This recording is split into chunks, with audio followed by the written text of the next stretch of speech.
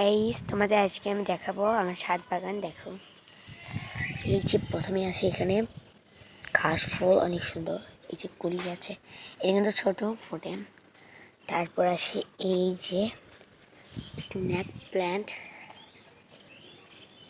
তারপর তুলসীর একটা গাছ আছে, তারপর এখানে রঙ্গনের মানে কি ইয়ার ক্যালসিয়াম না কি জানি একটা গাছ এটা আছে। তারপর আছে অ্যালোভেরা, তারপর এখানে একটা অ্যালোভেরা আছে, এখানে ওই এটাই বসিয়েছি বালুতে। তারপর এখানে অ্যালোভেরা আছে, এখানে কয়েক রকমের গাছ আছে। এই তো উঠে গেছে। তারপর এখানে আছে ঘাস প্রজাতির যে গাছ, এটা হচ্ছে পানি প্ল্যান্ট। এখানে আছে লিলি, এখানে আছে কেলাঞ্চু, এখানে আছে কাটামুকুটের কাটি, এই তো কাটামুকুটের গাছ।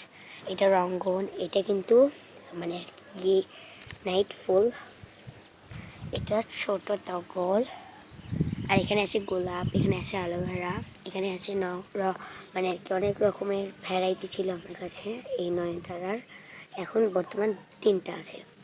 তারপর এখানে আছে এই যে আর কি ইয়ার গাছ, কচু নাকি জানি, কচু প্ল্যান্ট। তারপর এখানে আছে এই যে মানে এইটা হচ্ছে পাতা মানে ঘাস প্রজাতি। এখানে আছে লিলি অনেক একটা, বা এখানে আছে এই যে মানে ওই পাথর কুচি। তারপর আছে যেখানে একটা ছোটো ফেলেছিলাম, এটা হয়েছে। এখানে আছে অ্যালোভেরা, এখানে এটা কিন্তু অনেক সুন্দর ফুল ফোটে। এটা হচ্ছে একটা মানে সুন্দর প্রজাতির গাছ। এটা স্ন্যাক মানে স্পাইডার প্ল্যান্ট, এটাই কিন্তু এটা কলিও এসেছে, রোদের কারণে হালকা করে শুকিয়ে গেছে। এখানে ওই গাছ আছে পানি প্ল্যান্ট। আর এখানে কি আসে দেখাই, দেখতে পাচ্ছি এখানে একটা পুঁইশাকের গাছ, কত বড়। এটা আমি বীজ থেকে করেছি, এটা এখানে কাউকে লাগিয়ে দিয়েছি। তারপর এখানেও একটা স্ন্যাক প্ল্যান্ট আছে, ঘাস হয়েছে। এখানে একটা শাপলার বিচি আছে, আর এখানে আছে ড্রাগনের গাছ। এই তো এটাকে এখানে একটা কলিও চলে এসেছে, এই তো